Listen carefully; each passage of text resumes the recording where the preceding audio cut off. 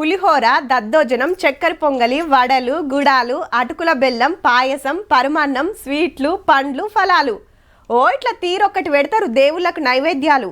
అటెనక భక్తులకు ప్రసాదాలు వంచుతారు. అన్నీ చెప్పినా కానీ ఇంకోటి మర్చిపోయినా అంటుర్రా? హౌ లడ్డూనే. ఏ గుడికి పోయినా లడ్డు ప్రసాదాలు అమ్ముతారు.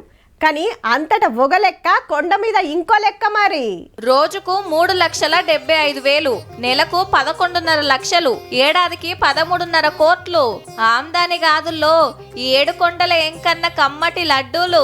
అంతకు మున్పు ఏడాది కంటే 1,37,00,000 ఎక్కువ అమ్మిండ్రట. దేవుని దర్శనం గాంకనే భక్తులంతా అటే లైన్లు కడతారాయే. దర్శనం టికెట్ మీద ఒకటి ఫిరీగిస్తారు. ఆ 10K ఎక్కువ కావాలంటే 50 రూపాయలకు ఒకటి చొప్పున కొనుక్కోవాలి. ఇంటి పక్కనోళ్ళు, చుట్టాలు, దోస్తులు ఇట్లా అందరికి పంచాలనాయే ప్రసాదం. భక్తులు పెరుగుతుండే వరకు తయారు చేసుడు కూడా పెరిగింది. లడ్డు పోటు పెద్దగా చేసి దినం 700 మంది ఇరాం లేకుండా కష్టపడి రోజుకు 4 లక్షలకు మీదనే చేస్తున్నారట. భక్తులకు కమ్మటి ప్రసాదం, గుడికి ఆమ్దాని. ఇక వైకుంఠ దర్శనాల కోసం కొండకు శీతం వస్తున్నారు.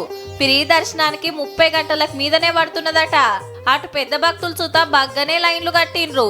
విఐపి దర్శనాలంటే చెప్పునైతే గాని మామూలు భక్తులకు చూతా తిప్పలు కాకుండా మంచిగా అరుచుకోండి సార్లు.